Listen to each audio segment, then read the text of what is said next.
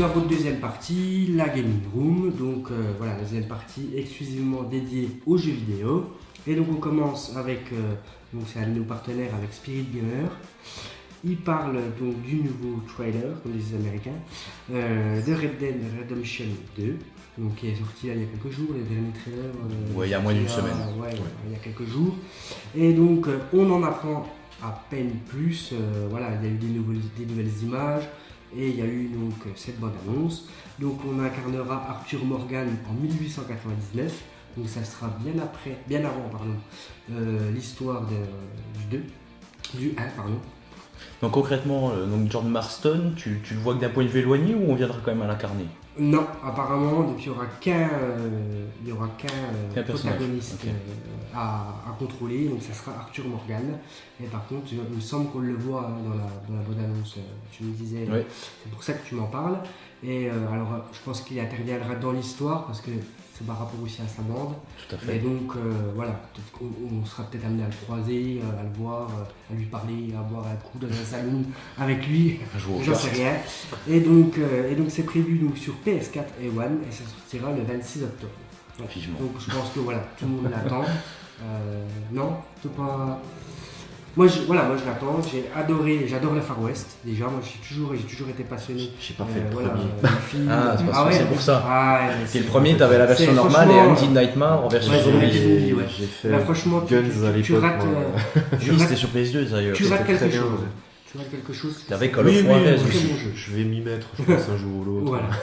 Et voilà, tu parlais de PS2, c'est la conciergerie du Geek, et un de nos partenaires qui sont dans tout le multimédia, et puis ils ont aussi une application qui livre nos vidéos à chaque fois qu'on en tourne une. On est en association avec eux. C'est des passionnés comme nous. Et donc sur leur site, ils ont mis que les jeux PS2, tu parlais de PS2, arrivent sur le PlayStation Now. Voilà, donc moi je ne l'ai pas. Donc le PlayStation Now, je le rappelle, c'est un service payant donc à 14,99€ par mois, où tu as à peu près 600 titres de jeux dans le catalogue. Voilà. Donc c'est du streaming, c'est ça en fait. Ouais. Donc comme Netflix, comme la musique, comme voilà. C'est un peu plus exigeant quand même. Il faut avoir déjà une connexion. Il faut une connexion potable. Voilà, 15 déjà. mégas. Ouais, déjà il faut avoir une bonne connexion. Déjà moi je me dis qu'avec 6 c'est mort. Après voilà, je dis t'as le PlayStation Plus, tu rachètes ça 15 balles, tu rachètes au bout d'un moment. Si tu commences à tirer des 60-70 balles par mois, je dis merde.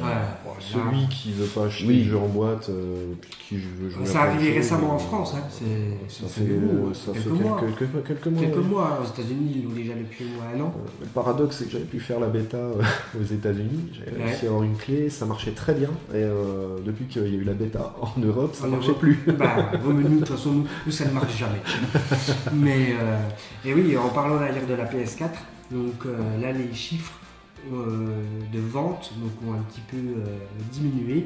Par contre leurs chiffres d'affaires ont augmenté puisqu'ils ont augmenté le PlayStation Plus qui n'a pas fait fuir les joueurs. Au contraire, ils en ont gagné beaucoup plus que l'année 2016 et donc ils ont largement augmenté leurs bénéfices, mais en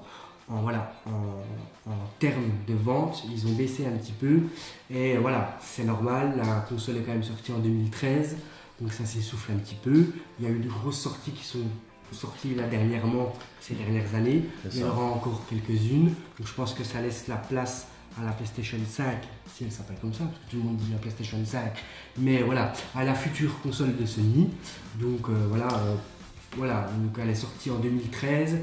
Ça commence tout doucement. Il y a eu la PS4 Pro qui a quand même déjà très bien fonctionné, la PS4 Pro. Donc ça laisse tout doucement sa place. Elle fait son petit bonhomme de chemin et tout va très bien pour Sony, en tout cas au niveau des chiffres. Ouais. Je me permets de rebondir. PlayStation Plus, effectivement, il a augmenté. Par contre, ils font des promos tous les 3 mois maintenant. Donc, oui. En ce moment, je crois qu'il y a 12 mois pour le prix de 15 mois pour le prix de 12. Donc, au final, ça revient au même. Ils ont à peine augmenté pour. Et puis, les jeux deviennent quand même de plus en plus intéressants au niveau des jeux gratos. Puis même sans ça, chez Sony, comme il disait tout à l'heure, par rapport à Microsoft, va proposer un peu plus d'exclusivité. Donc les gens, mine de rien, même s'il y a le côté augmentation, ils viennent quand même chez Sony. Après, ça date pas de maintenant. C'est un autre débat, ça. Ouais, c'est un autre débat. Moi, je sais pas dit que j'allais relancer le débat pour autant là-dessus. Avec Xbox, c'est une petite, c'est une petite raison qui fait que les gens se transfèrent de console. Mais voilà, donc voilà, et on termine donc sur la PlayStation 4, et maintenant on va parler de notre cher Cédric, et donc de son association Life in Pixel. Donc c'est une association que vous avez créée, donc voilà, vous êtes plusieurs dans l'association, vous avez créé ça en 2011, c'est ça 2014. 2014. Et donc voilà, en fait, tu fais des events. Donc par exemple, tu as eu le 3DS en plein air. Ouais, donc ça c'était je sais plus la date, mais on avait fait ça. Et donc tu es aussi également sur certains salons où tu permets aux visiteurs de pouvoir jouer librement. Là, il y a eu Monster Hunter World. Tu étais à la Necronomicon récemment et tu essayes de faire des petites choses comme ça pour les joueurs, pour qu'ils puissent tester des jeux. Tu fais ça aussi dans certains bars, bars geek, etc. Et donc, toi, ton but à la base, donc, c'est de mettre en place ce système-là. Des événements, des événements pour les joueurs, par les joueurs surtout, parce que on a remarqué, donc il y a quelques années, je travaillais dans un magasin, j'ai rencontré donc Nicolas, qui est notre président. Oui, Nicolas Campello. Tout à fait. Que j'ai vu aussi. Que tu avais rencontré aussi, effectivement, qui est l'ancien président de Faites vos jeux de Montbéliard. Voilà, le plus grand. Je précise, qui est le plus grand événement de jeux de plateau dans l'Est de la France. Donc c'est un événement gratuit, je précise, donc c'est tous les ans à Montbéliard. L'Est à la Roselière. Tout à fait. Ouais. Donc c'est plus lui qui s'occupe de ça maintenant, mais c'est quand même du gros événement, c'est très bien. Et puis du coup, lui, il est venu me voir, c'était un client à la base, et puis on est devenu amis, et effectivement, il est venu me voir en disant c'est con, il n'y a rien sur le pays de Montbéliard. Dans l'Est en général, en règle générale, dans l'Est, tu as, il y a quelques assos à Dijon, à Besançon, Nancy, tout ça, mais ça reste des assos qui ne venaient pas chez nous. Oui.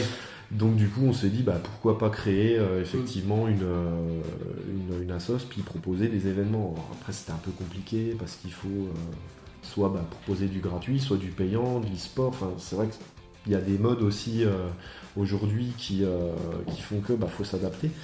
Puis nous on a fait le pari de dire on va juste rassembler les joueurs, on verra ce qu'ils ont envie de faire et est-ce qu'on va faire de l'event comme on a fait par exemple au Pré-la-Rose en plein air, donc c'est un parc super sympa à Montbéliard dans l'Est. Ça s'est super bien passé, on a eu des retours et tout, donc on a pu après s'organiser un peu plus pour voir ce qu'on pouvait faire. Et on a fait des tournois Mario Kart, Naruto, FIFA. On a eu fait du FIFA, je suis pas trop fou, désolé. Et donc le plus gros qu'on ait fait pour l'instant, c'est.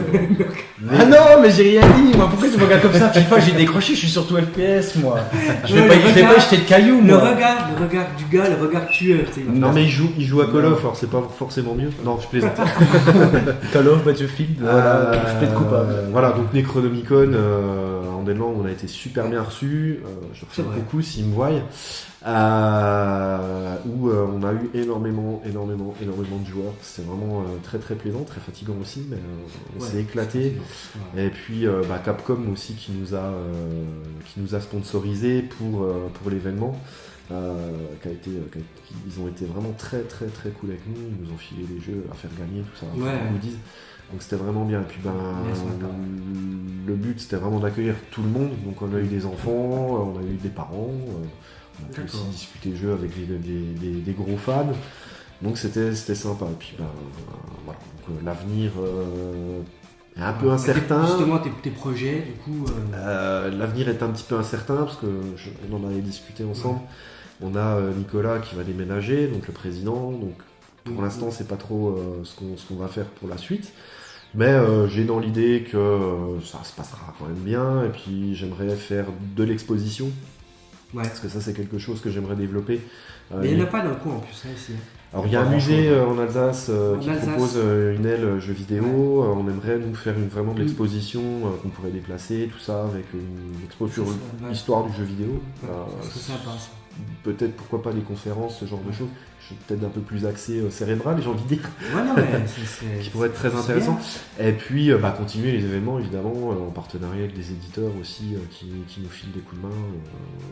Là justement c'est ce qu'on recherche. Et puis les gens aussi s'ils ont envie de nous aider aussi, parce que c'est du temps, c'est un peu d'argent de notre poche, parce que forcément les petites assos c'est pas facile. C'est ça aussi nous. Et la main d'œuvre qu'on mettra en place aussi. Mais aussi les gens qui sont prêts à venir filer un coup de main. Les joueurs, il faut mettre en avant ce genre de. Un petit cri, donc si vous nous voyez. Mais ouais, non, mais après voilà. Ils voulaient faire un peu de tourisme dans l'Est, accessoirement. Parce que c'est vrai qu'on a des régions qui n'ont qu'à perdre de donner envie aux gens. Mais si on a la saucisse et le fromage. Même si l'accent il est pas terrible, on est très accueillant. Voilà. Oui. Puis entre fans de jeux vidéo, de toute façon. Ça peut que exactement. Surtout ça. Surtout les fans de voilà. Les jeux vidéo et l'apéro. Avec modération. Et puis donc après, toi ton but, tu m'en avais parlé, c'était vraiment de faire, ils ont fait en Alsace, c'est pas vers Strasbourg qu'ils ont fait tout un espèce de petit musée de jeux vidéo. C'est ce que je disais, je sais pas où ça se situe exactement, et ça a très bien fonctionné. Oui, pareil. Ça a très bien fonctionné. Ce serait bien que tu fasses ça. Là, toi, tu prends les jeux, puis hop. Voilà. On cherche des donations aussi. Ouais. Je garde. Voilà. Donc voilà, en tout cas, ça m'a fait très plaisir de te recevoir. Moi aussi. Et puis tu reviens quand tu veux. Merci à toi, il n'y a pas de problème. Merci à vous surtout. Parce que tu viens en tant que chroniqueur, en tant que tu viens comme tu veux. T'es le bienvenu chez nous, il n'y a pas de souci. Et puis on se retrouvera certainement sur un salon. Très probablement. C'est sûr, voilà, parce qu'entre passionnés, on se retrouve toujours au même endroit. Voilà. Et donc quant à nous, on se retrouve donc le mois prochain. Donc normalement le mois prochain, j'ai un chat dans la gorge, c'est ta faute. Et en plus, donc, on aura normalement le 68e Impérial que tu as croisé à la Necronomicon. Que je connais bien, je le croise régulièrement. Très, très sympa, normalement, qui viennent, on fera un gros truc pour la dernière. Et donc on se retrouvera au mois de juin. Et puis on vous dit à bientôt, merci, n'oubliez pas de liker la page sur Facebook, de partager. On a maintenant aussi une page Instagram pour mettre un petit peu l'équipe en avant, pour mettre toutes sortes de... S'abonner à la chaîne YouTube, surtout, faire tourner le tout, partager au plus grand nombre. Je sais, il y a des gens qui nous soutiennent, ça nous fait extrêmement plaisir. Et tout ça c'est grâce à vous. Et donc on se retrouve bientôt. Geekez bien. À bientôt.